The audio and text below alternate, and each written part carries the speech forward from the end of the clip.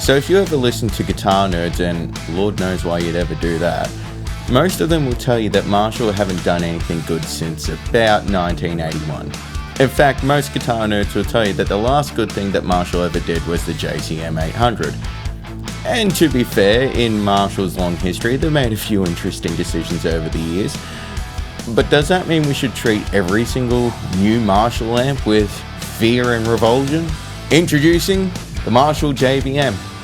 This was introduced in 2007, I think it was. So since it's now a new Marshall, does that mean we should treat it with fear and revulsion? Well, I'm here to point out that the Marshall JVM is legitimately a brilliant amplifier. And in fact, it's probably my favorite amplifier out of all the amps that I do own. To be honest, I think it's a real sleeper of an amp that people aren't giving enough credit to. So since it's one of my favorite amps, we're going to do a bit of a deep dive on this amp. I would recommend getting a cup of coffee or something like that, making sure you're nice and comfy, because yeah, we're probably going to be here for a while.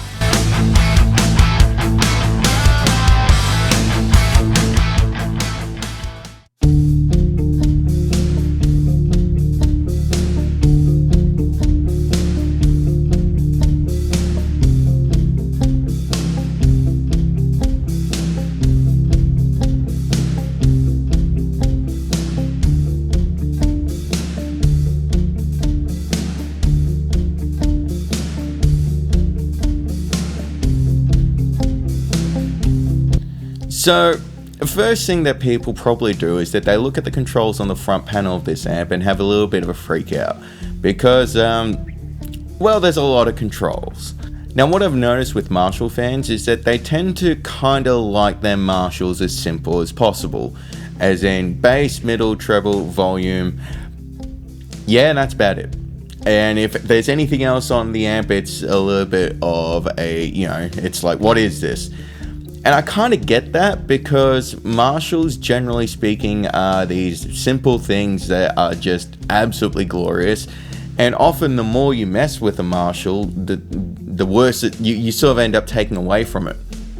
The JVM seems to be the outlier there. But if you sit down in front of the amp and have a closer look at the controls, you'll realize that they're actually pretty simple. There's just a unique feature about this amp. This amp has 4 channels, which is pretty gargantuan. Most amps have 2 channels, some amps have 3.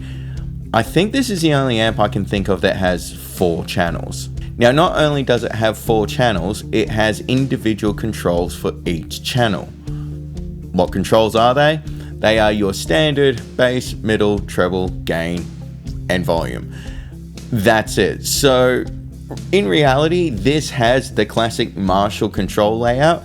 It just has that 4 times, which does make it a little bit complicated because that means, you have to set up each channel. You can't just set up one EQ and you're done. But the advantage of that is that means you don't ever have to compromise any of the noises that you're making with this amp. You can set up each channel to sound exactly how you like, and you don't have to worry about, shared EQ or anything like that. On top of that, there is a universal presence and resonance control, which is kind of set and forget. You can't set it up so that the amp feels right to you and then you never touch it again. There is a individual reverb control for every single channel. It's not a normal like spring reverb or anything like that. I think it's some sort of like a Hall DSP sort of effect. It's actually pretty awesome sounding reverb. I just prefer to use pedals. I mean, what a shock. The guy who does pedal demos prefers to use his own pedals for reverb. And then the other feature it has, which, to be honest, I kind of wish every amp had this feature. It has 2 master volumes. Why is that so useful? Well, for me personally, the way I like to use it is that I have one master volume set up at a nice sort of bedroom level. And then I have the second master volume set at a recording volume, which is loud enough to rattle the walls in here. It's really useful because that means I can just, hit the master volume button or, use a really awesome foot switch, and I'm good to go for whatever situation I'm using this amp in. Using it live, I imagine the other fun thing you could do is that you could set it up for, a rhythm volume and then a lead volume. If you wanted to do something like that, that would be an option available to you. It's sort of one of those little quality of life features that I'm sort of like, every amp needs to have this. Now, some Marshall nerds at this point in time are probably screaming, why does it have 4 channels? You don't need 4 channels. Yeah, there's some truth to that most of the time you can get away with 2. But with this, you really can set up this amp to do everything. This amp has like the most cleanest clean channel that I've ever heard, and it also has the most ridiculously over the top high gain channel, but it has everything in between because it has those 4 channels. It's one of the reasons why I don't get why everyone doesn't love this amp. The 4 channels are pretty self-explanatory. You've got clean, you've got crunch, you've got overdrive 1, and you've got overdrive 2. There is a slight difference between overdrive 1 and overdrive 2, one that I wouldn't personally ever stress about. And look, to be honest, I'm not going to do a deep dive on each individual channel because I feel like that's kind of stating the obvious. Like, I don't think you need me to explain to you what a clean channel is, right? Instead, we're going to have a look at the other thing that this amp has, which makes it pretty special. We're going to do a deep dive on the modes.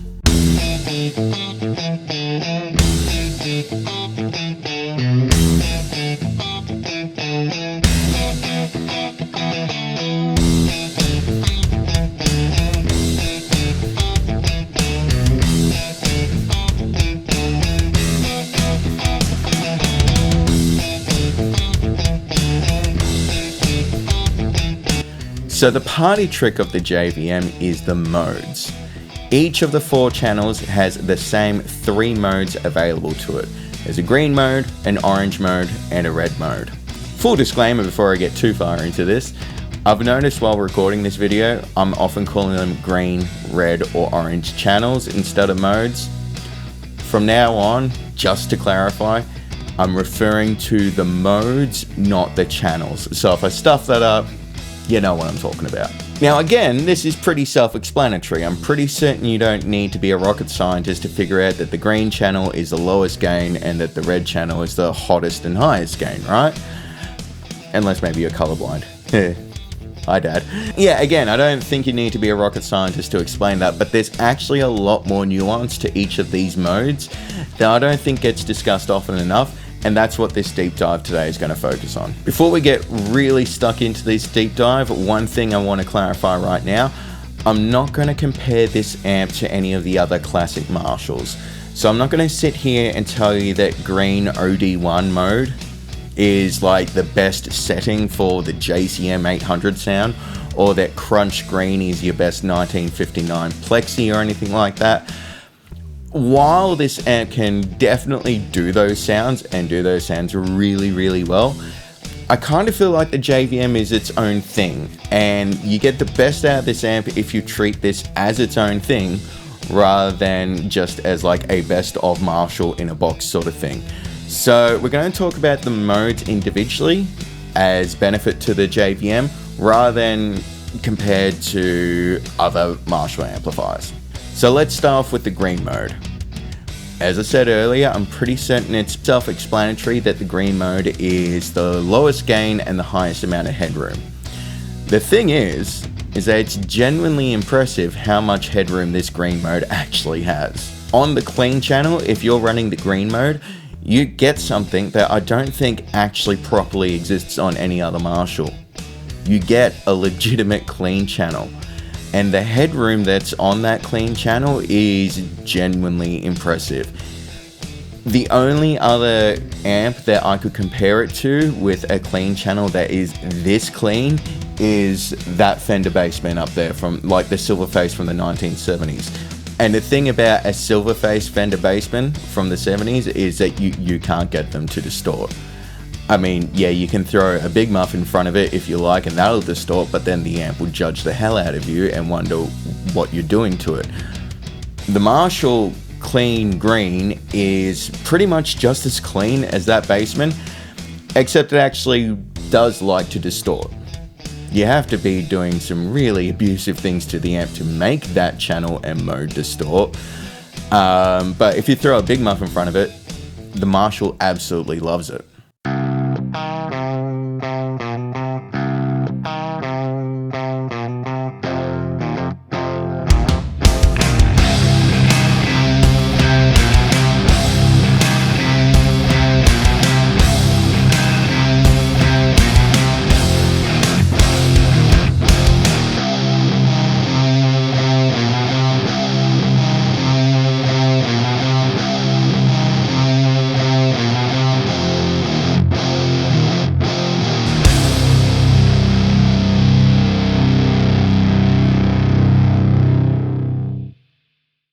So yeah, if you're like one of those Doom guys that has 28 vintage green muffins, if you're one of those vintage Doom guys that has like 28 different green Russian muffs and like one Civil War big muff or whatever, and you need a real high headroom amp that you can absolutely abuse, seriously, check out the JVM. That green channel will probably do you just fine. But yeah, seriously, this clean green mode is an absolute gem for running pedals into.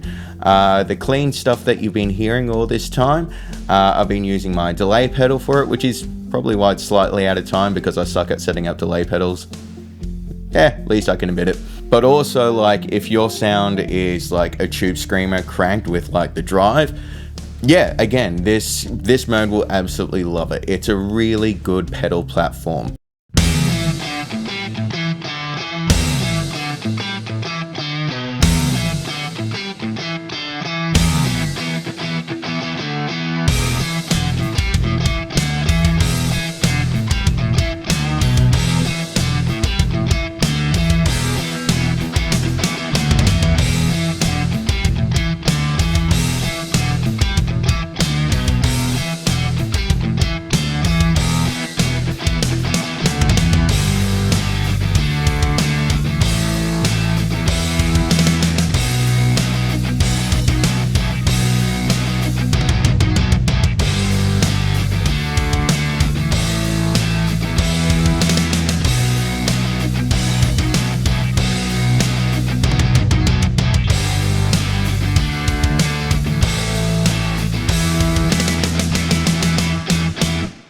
I'm not going to say it's a very pretty clean channel though.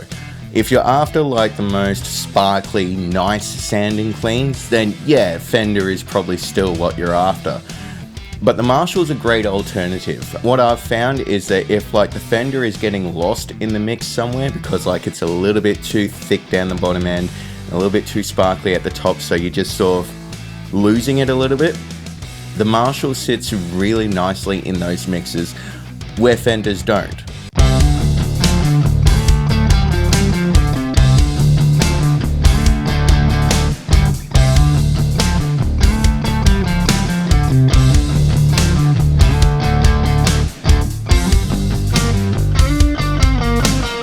Now the other time when I really like to use the green mode is on the crunch channel, and this is where we really see the strengths and weaknesses of this mode. First of all, it's really articulate and really expressive, and it handles gain really well. Since it's got so much headroom, whatever you add to, the crunch channel, like an overdrive pedal or anything like that, it's really receptive to that gain and it's really responsive. So you get a lot out of whatever you're boosting the channel with, which is good because, to be honest, I find that the crunch green mode is always just that tiny little bit not gainy enough. Always like to push it up a little bit more than what you can, but I feel like if it had that tiny bit of extra gain, we'd probably lose all that really awesome headroom, which makes this mode so useful. That's the other thing about this mode, is that it's a very wide open sound, but as a trade-off, that means it's not a really punchy sounding mode. You're not really going to get that Marshall sort of punch in the face of like, other Marshall amps that I'm going to try to avoid mentioning right now. So you don't quite have the punch, but what you do have instead is a ton of flexibility. That flexibility extends to your volume and tone controls on your guitar, especially with single coils, or as I've just recently found out with P90s. My god, this crunch channel absolutely loves single coils and P90s. Once again, raising pedals. If you're really into your fuzz pedals, like fuzz faces and other pedals like that, this mode, the green mode on the crunch channel, absolutely killer for it. Yeah, some of the most fun I have playing guitar is either my fuzz face or my octave fuzz, running into the crunch green mode, and I just sit there and jam all day, and it's a great time.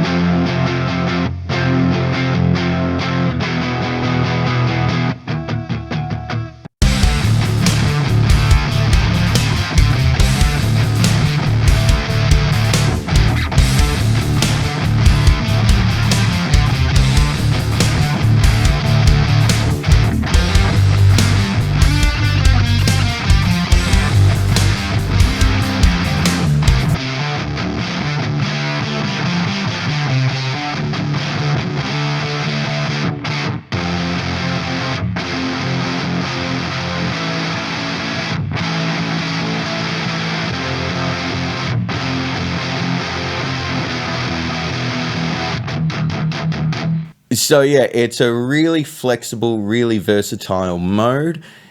Perhaps lacking in gain, perhaps lacking in punch, but you gain so much in terms of headroom, in terms of versatility, and in terms of what you can do with it, that, yeah, I'm pretty certain anybody can find a use for this mode.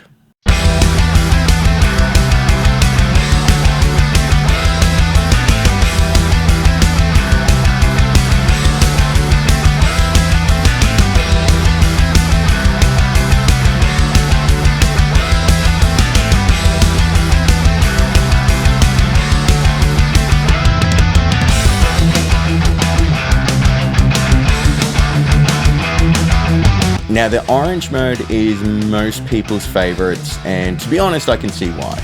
It's really, really punchy. It's also kind of liquidy at the same time. Like, it's got this really aggressive, punch to the notes, but then it sort of fades and just gets really smooth and lovely. And honestly, most of the time when you're running the orange channel, if you just set all the controls to noon, you're pretty much done. You're pretty much sorted, and it's going to be great. So if you're going to go into a music store and try out a JVM, my recommendation for just the first place to start, set all the channels to the orange mode, set all the controls to noon, you're going to be in a pretty good spot. And again, the word that I would use to describe the orange mode is punchy. I hesitate to use the phrase aggressive because, it can definitely do that, but that's sort of more for the red mode. But this is more for like the sort of in-your-face mid-range attack that we know and love from Marshall. Being a Marshall, it's not super bassy, so if you're looking for that real percussive sort of attack, Marshall is probably not the right amp for you. But if you're wanting to sort of like really kick people in the face, orange mode is it. As we've been discussing with all the modes, that has some advantages and some disadvantages. The advantage is that it's immediately rewarding, it's very punchy, very good fun, and it sounds killer. It's really, really awesome. The disadvantage is all that flexibility and the headroom that I've been talking about from the green mode. Yeah, you're going to lose a fair bit of that. The orange mode still definitely cleans up really, really well with your volume control, and it still loves things like a fuzz face or other things like that. So it's still like really, really good, don't get me wrong. But like the green mode is something special if that versatility and headroom is what you're after. So when you go from the green mode to the orange mode, you're sort of like, where's my flexibility gone? That being said, I still want to point out that the orange mode is still much more flexible than most amps that I've played. But yeah, if you're the sort of cat who's sort of like set and forget with your amps, you just sort of set it up and you want a general sound that is going to, kick ass in pretty much all circumstances, the orange mode is probably where you're at. Generally speaking, I like to use orange mode on OD1 and set the gain pretty low, so I'm sort of getting like a 1980s Nawabamish, Iron Maiden-ish sort of gain. However, at the same time, if you run the gain a little bit higher, say, I don't know, around noon, generally speaking, I find you can get some pretty good modern metal tones out of it as well. That being said, if metal is what you're after,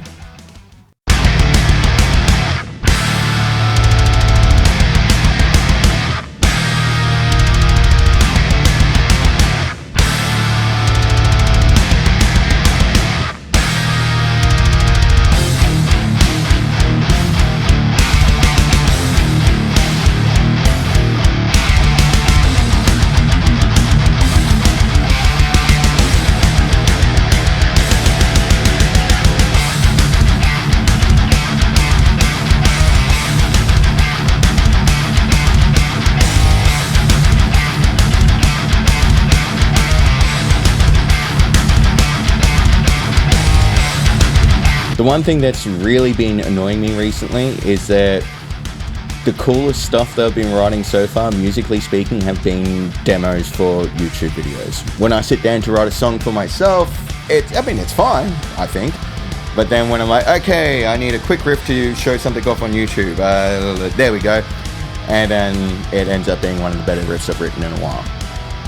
I'm sure it's no surprise to anybody that the red mode is the most high gain mode out of all of them. And if I'm honest, we kind of need to talk about how much gain the red mode has, because on the overdrive channels, it's ridiculous. And when I'm saying the gain is ridiculous, I don't quite mean it in a this is a laugh ridiculous mode. I mean There are some people out there who say that the red mode is unplayable on the OD channels because it has that much gain.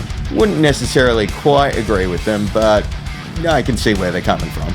So yeah, before when I was talking about the clean green mode, I was like, yeah, you can't get that mode to distort. Yeah, then OD2, the red mode, you have more gain than you could ever possibly need. But even though it has that much gain, it actually cleans up surprisingly well. And even though it has that gargantuan amount of gain, it's surprisingly expressive and responsive to your playing. I would actually sort of describe it as having a fair bit of headroom despite the gargantuan amount of gain that there is. And it's baffling to me. I don't understand how they've done it. Like, to put it into context, the red mode actually cleans up with your volume control better than the orange mode does. I don't get how they've done that, but they have. And that's why I wanted to really do this deep dive, because these modes really completely change a characteristic of the amp, but they're very, very different. It's not just levels of gain, it's everything. Speaking of which, the green mode, as I said, is like the broadest, most, uncompressed sound. The orange mode is probably the punchiest, but the red mode in terms of voicing is probably your most aggressive. If you're looking for like the really aggressive sort of guitar sound that can rip people's faces off and like really stab them in the eyeballs, yeah, the red mode is pretty much going to do it for you.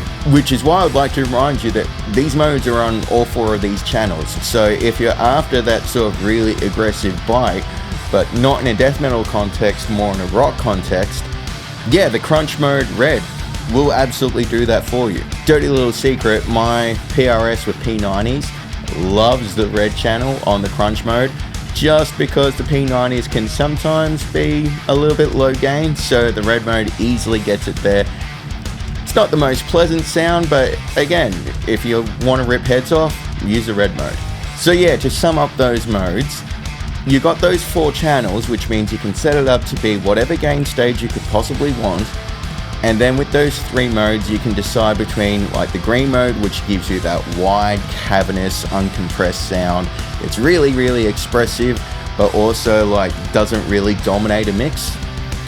Then you've got the orange mode, which is super, super punchy and super like in your face without like being aggressive and sort of rude about it, I guess.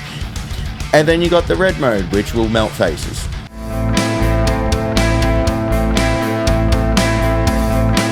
So here's some other random tips and tricks I've found about owning this amp that I think can really help you get the best out of it. But first of all, I want to once again reiterate what I was saying earlier about how I'm trying to avoid comparing this to other classic Marshalls.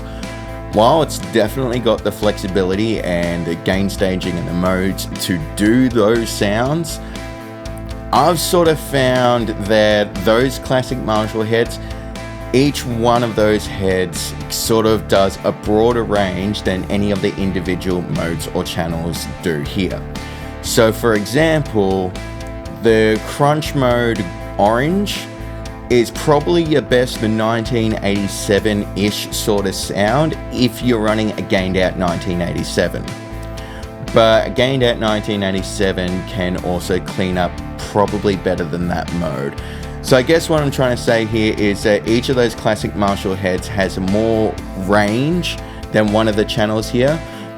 But then when you sort of combine all the possibilities from all the channels and the modes here with this JVM, you cover more ground in the end.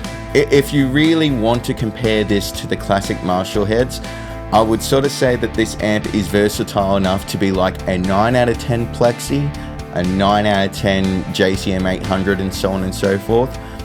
But let's face it, nothing is as good as the real thing. If you need a JCM 800, go get a JCM 800. There is nothing on this world that competes with the JCM 800 at being a JCM 800. So if you need the JCM 800, go get a JCM 800. If you need the 1987 Plexi, go get the 1987 Plexi. This will kind of do all of it and more. About 9 out of 10 as good as those amps will.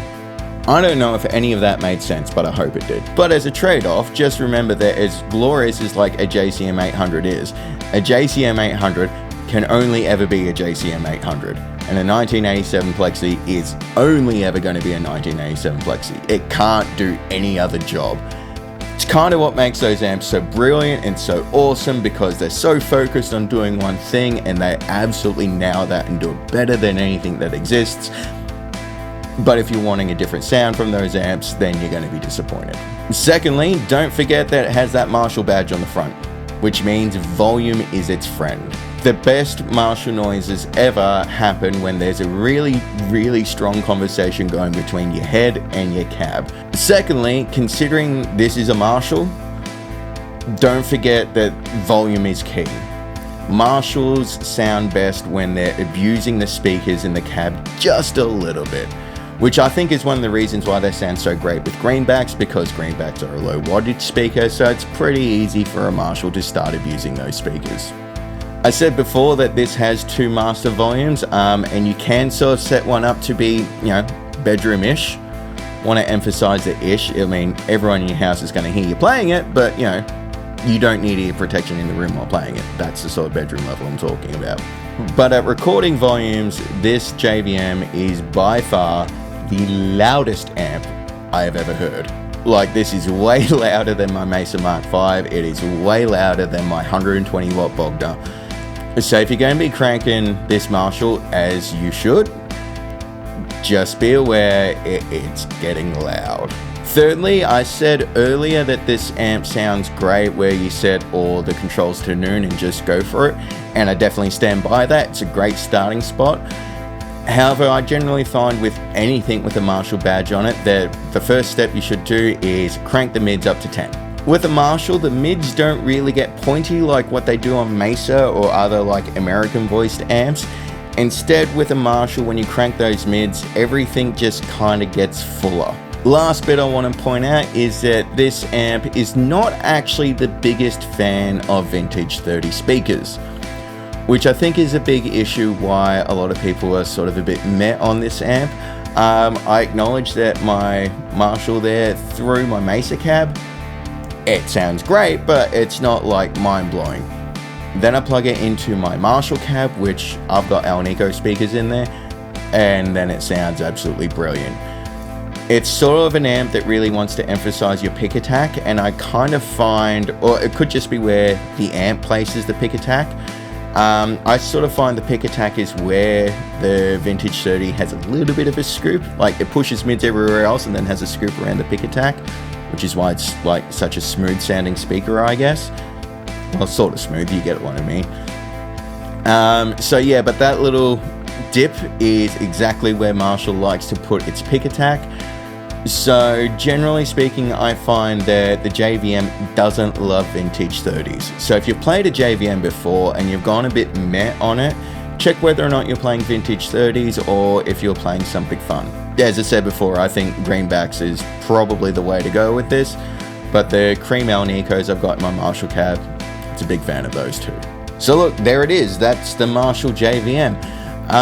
Personally, I think it's one of the best amplifiers that's ever been made. It's ridiculously flexible, but it's not sacrificing anything. With all those individual channel controls and everything like that, you can get a 10 out of 10 tone for every single gain stage that you could ever possibly want, as long as you're happy with the Marshall voice. And look, what guitar nerds aren't happy with the Marshall voice? So I think by now I've sort of shown that the JVM can make pretty much any guitar noise that you want. But there's one other very famous musician who used to use Marshalls in a slightly unusual way. So I thought I'd give it a shot and see if that worked.